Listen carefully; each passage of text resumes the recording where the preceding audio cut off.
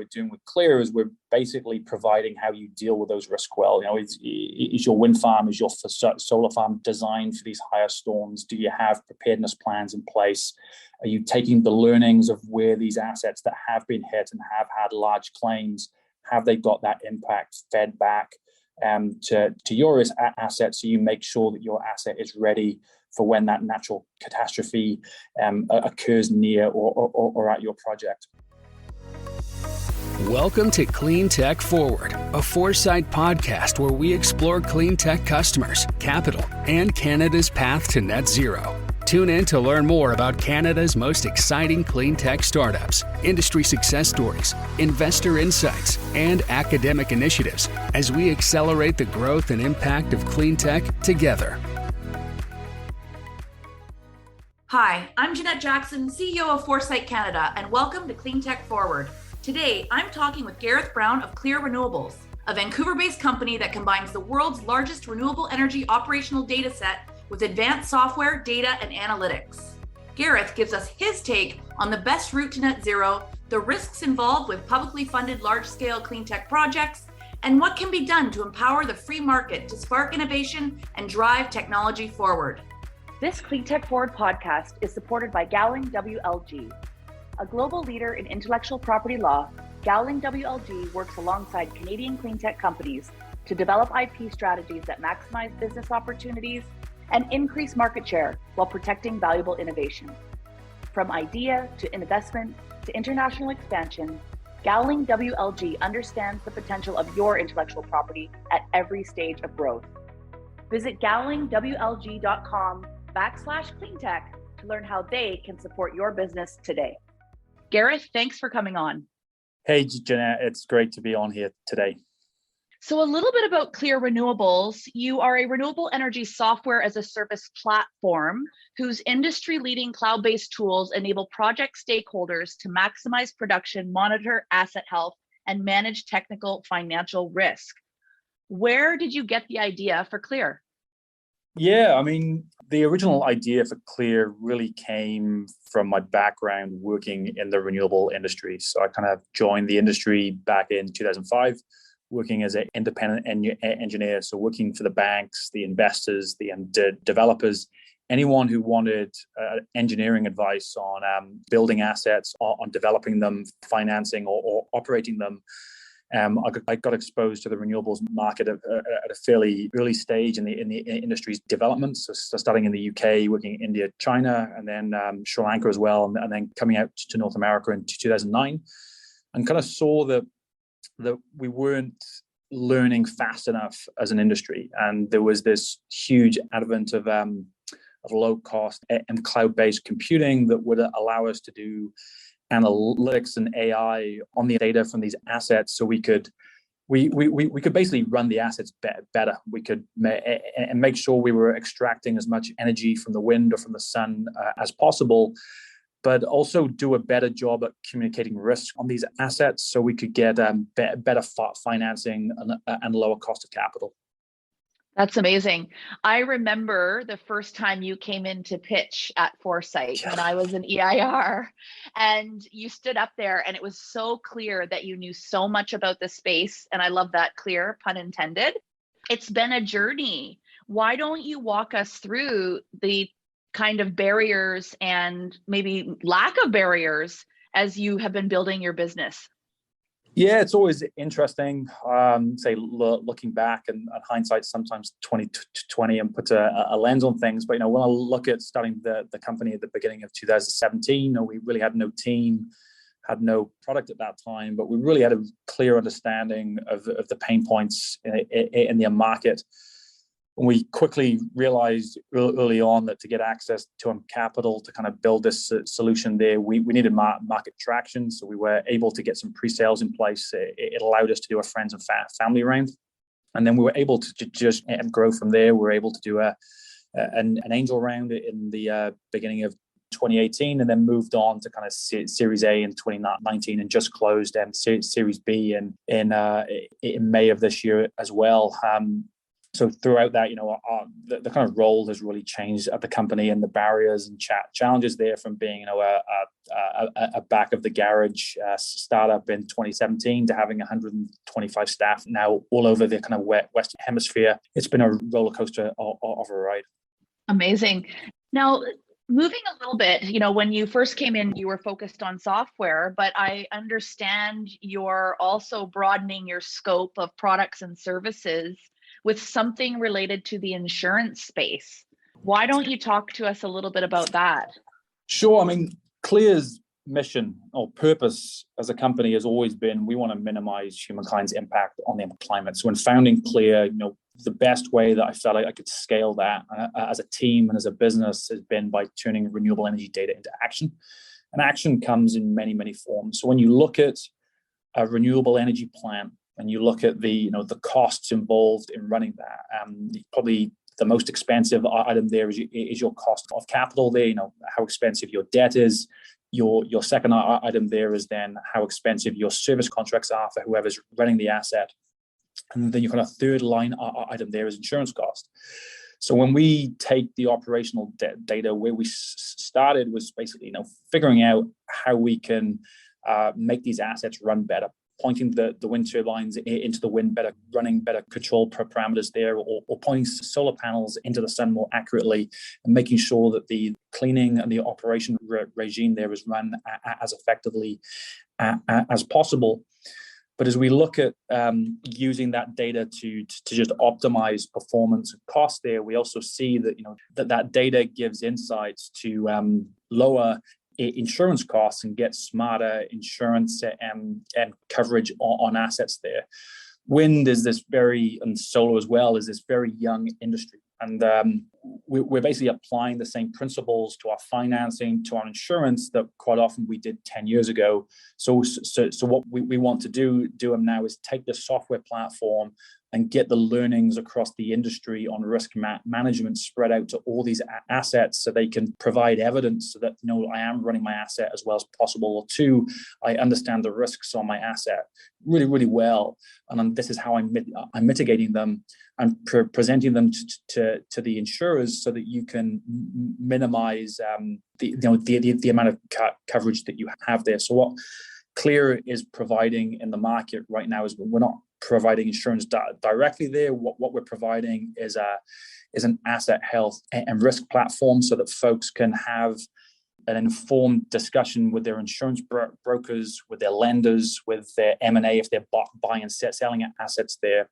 It's just some of the insurance providers in the market, primarily and G-Cube in the last week, have selected to use our platforms so that they can offer smart insurance in the market. When I'm listening to you talk about insurance, it's having me reflect on the fact that British Columbia just had the heaviest rainfall in history. And, both of us are advocates for the climate. There's still folks that are questioning if climate change is real. And I think now that we're starting to see insurance companies really have to dig into the data and understand how they're going to manage their products moving forward with so much unpredictability in weather, natural disasters, etc. I a little bit reflecting here on some of the footage of these farmers throughout, Abbotsford and Chilliwack, that their whole lives have been wiped away. How have you been impacted, or how has this disaster impacted you and your team here in BC to continue to strive forward faster and make sure we're tackling climate change? It's a devastating impact here in BC. What we've seen, and your heart goes out to the families and communities that have been affected by this. When we look at the kind of Clear team directly, I do come back to that mission of why folks are here and working here at Clear, is we do want to minimize humankind's impact on the climate. It's why our team gets out of bed every day. As far as the impact directly from the floods and obviously the heat dome earlier in the year being here in Vancouver, we haven't had quite the same direct impact on our staff as they do live in the city itself.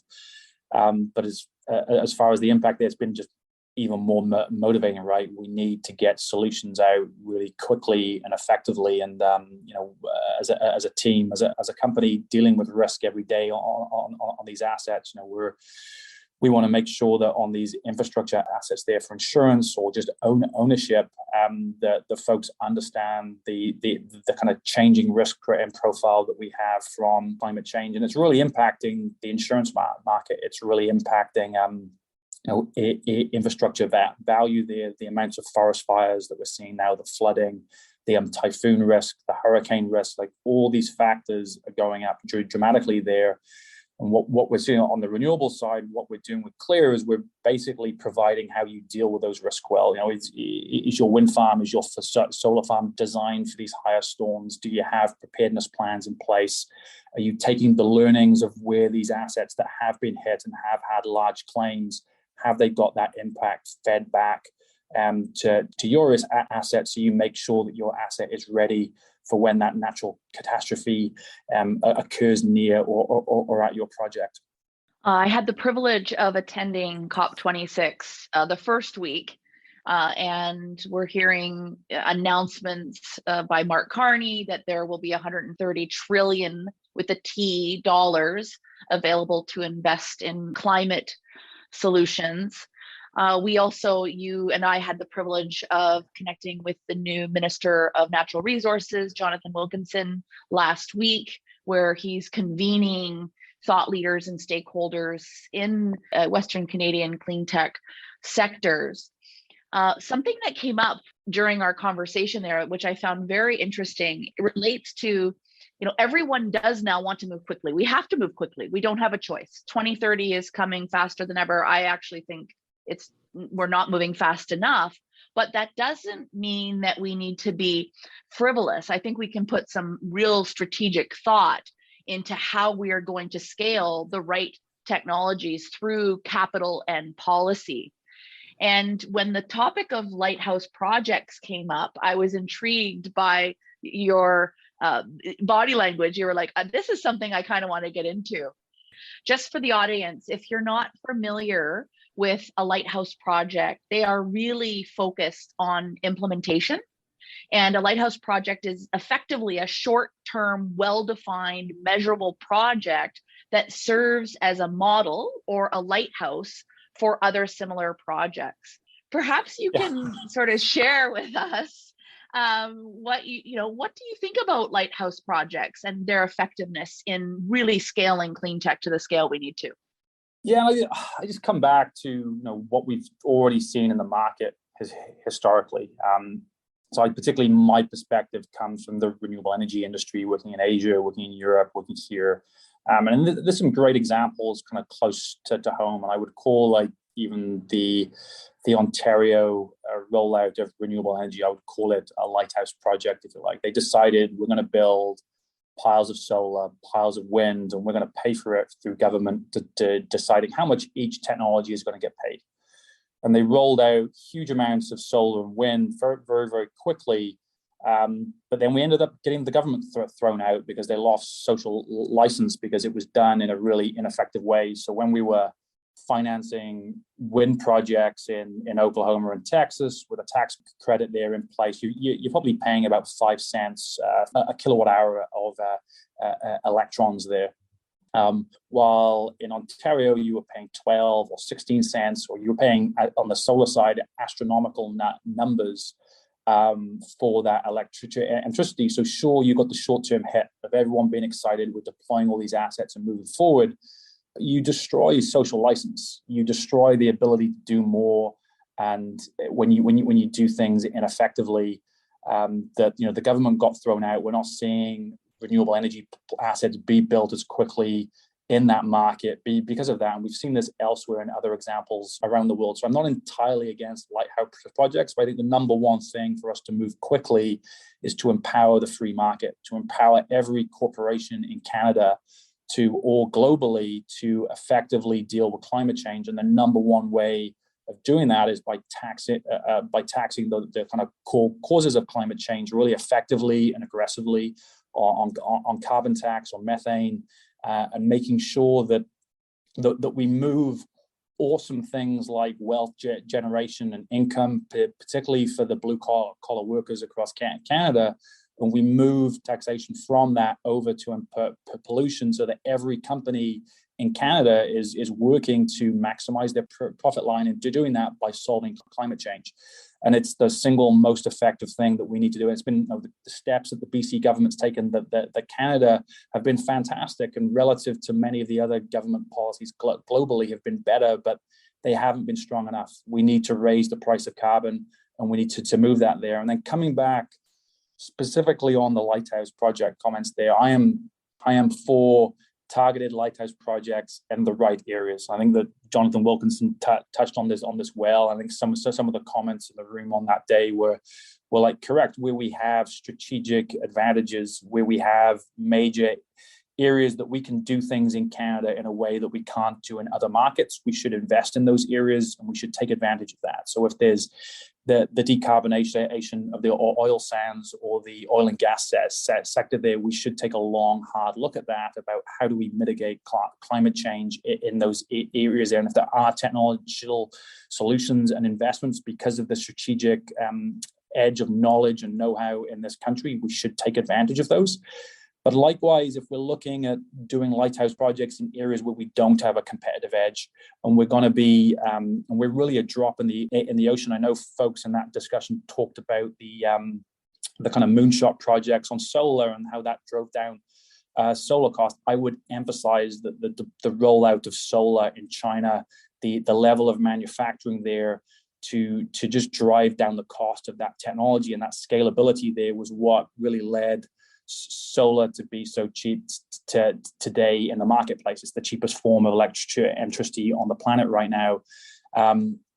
So what really want to see is that we empower the market as effectively as possible with carbon pricing more aggressively within pricing point. It's really difficult to take lots of governments seriously right now when they aren't factoring in carbon pricing effectively. And then secondly, on the lighthouse projects, we just have to be careful that we don't do what I'd say Ontario did in renewables there and lose a lot of social license, so that we aren't as effective fighting climate change as we move forward. You know, what we're seeing here across Canada is a big push for carbon capture, utilization and storage. Obviously, Canada now has a hydrogen strategy, and there are many groups looking at ways to use technology to produce all ranges of hydrogen. We probably won't get into that debate today, perhaps another time. One of the things I found interesting, though, when I was in Europe before heading to COP26, I stopped over in Holland and met with the energy lead for their national economic development minister. And they're really keen to look at Canada as a source of innovation for definitely digital technologies like yours, Gareth, but hydrogen, CCUS, and water were some areas. And at the end of the day, we do need to do a better job in showcasing our technologies as implemented pilots that are successful. But there are other mechanisms to do that. And you've brought up carbon pricing. I know that there's some interesting discussions around tax policy and tax credits. We've also identified some permitting issues in some of our discussions. So to break it down, let's start off with sort of carbon pricing and what you think sort of the holy grail of that could look like for Canada to really compete and scale on the clean tech stage. I think as well, like, it's really important we don't hammer the domestic producers, because we're going to end up losing social license. It's not going to be palatable to move forward if we move forward in isolation. But there's different ways of applying carbon tax as we go forward. Like, for starters, it doesn't have to be about production. It can be about consumption. When we look at, one of the big things you'll often see Western countries doing is patting themselves on the back about reducing CO2 emissions, when actually what they've done is they just ship them to China, or they've shipped them to, they've taken their manufacturing industries and pushed them aboard and everything else. So On the emission side and the tax about protecting countries, I think the gold standard for me is that we're really taxing consumption of CO2 and the folks who are actually causing the end use of it. In there effectively, and that also provides a way of us influencing our partners, our global partners there, to move to those standards as well. So if we see that goods coming into our country are being taxed in the same way, based on their carbon intensity, rather than just penalizing local producers of emissions here, that we're driving down that global market there, and we get a competitive edge to basically our local markets there are developing, improving their carbon intensity while penalizing any foreign competitors coming into our market in the same way that they're being taxed their fair share for their carbon emissions as well. So I do think that carbon tax, as far as the kind of the end consumption instead of just who is emitting the carbon, is really important. And the second point is, as I would say, is just making sure that we aren't just talking about a tax here of like a new tax. We're talking about moving taxation. We want to move taxation so we can take in the working poor out of poverty, and we want to use it as a social injustice exercise as well. So the most vulnerable communities who are exposed during these types of changes in tax are the ones who can benefit here by taking them out of tax brackets and moving it onto carbon. Another area that you, or at least your customers, are very familiar with is the permitting process. And we've heard on numerous occasions from innovators that have customers ready to buy, ready to run a pilot. They've got the capital at the table, but permitting in Canada just takes way too long. How are you reflecting on the permitting process for projects that you're involved with? And what are some of the best practices we could bring in internationally to really accelerate our implementation transition? Yeah, it's fascinating on the renewable side, because I say, you need to have strong consultation to get social license as you move forward. And one of the areas where the developing world sometimes has a competitive edge on is just the level of permitting that's required in the West. And I think there's a good example in Texas where very light touch from a regulatory standpoint of permitting projects. The reason they've been so successful in renewable energy, at least on the wind solar side of building assets there, is it's incredibly easy to permit assets there. There's obviously a downside of that, of First Nation rights, of environmental impact, that you need to make sure that you're taking care of that, so you don't lose social license there.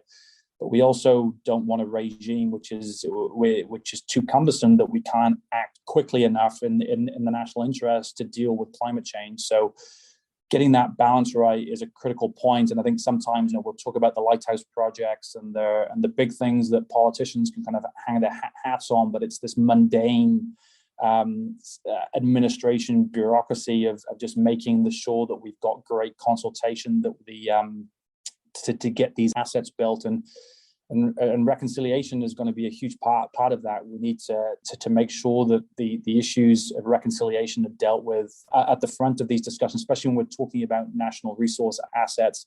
It's the only way that we're going to get these assets built here in Canada as we go forward.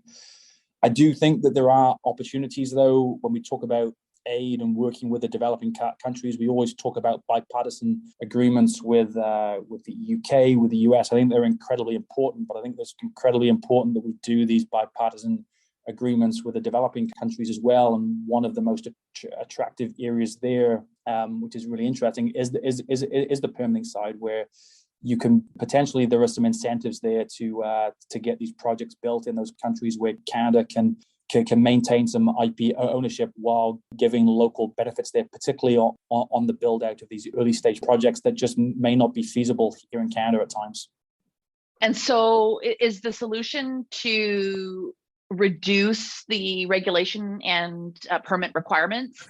Something I think it's a speed up. I think you can do faster and more rigorous permitting on that side. I think it's not necessarily reducing. People talk about doing less and permitting there, but you look at, like here in British Columbia, how long it takes to do things, and it's like you can't pay more to speed it up, even though the economic benefits of paying more are there for the local communities and everyone else involved. So when we have these climate change initiatives that are in the national interest, it doesn't necessarily mean that we have to do a reduction in permitting. It's more of a question of being able to kind of speed it up. Is the kind of big points I would make.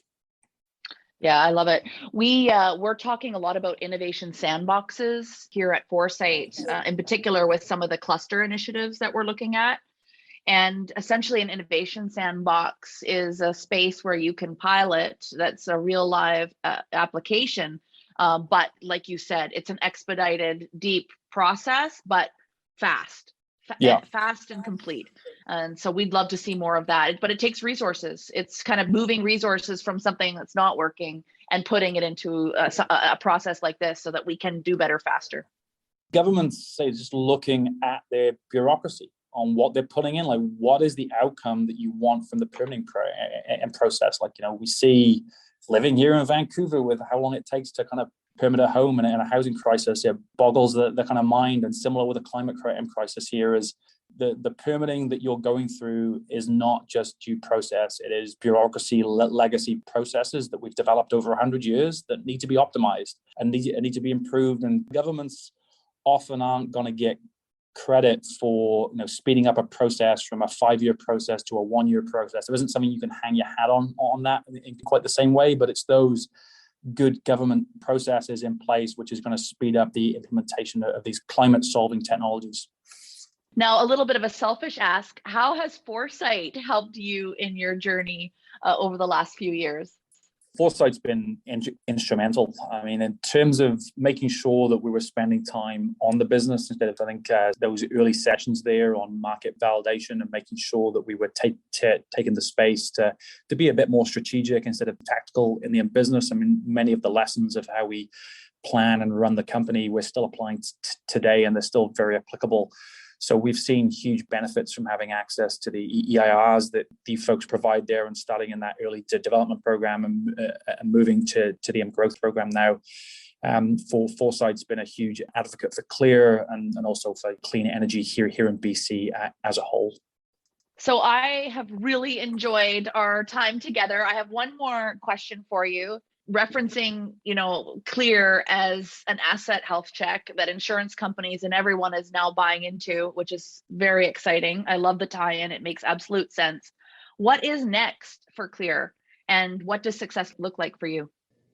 Success, we always had a 10-year plan of when we set out in 2017 to get on a terawatt of assets. We just wanted to be affecting that amount of assets. And for scale, that's basically more than all of the wind farms installed today, or more of all of the solar farms that are built today. We wanted to be a global business that's on every wind and solar farm in the world, that's allowing them to run those assets as well as possible and to maximize the kind of value of those assets that are attractive for investors as possible. So what's next?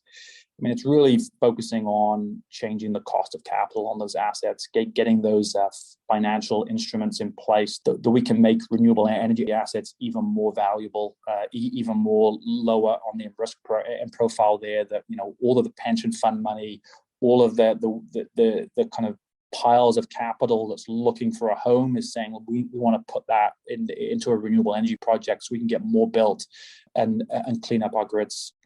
Amazing. Thank you, Gareth. Always a pleasure. I look forward to following on the next phase of your journey. Have a great rest of your day, and congratulations on all your work and success today. It's great. And thanks, Jeanette. Thanks for listening. Join us next time when we recap the BC Cleantech Awards with Rising Star winner Chris Reed from Econa Power and Brian Lee of Gowling WLG. To learn more about Foresight's programs, events, and more, visit us at foresightcac.com or follow us on social at Foresight CAC.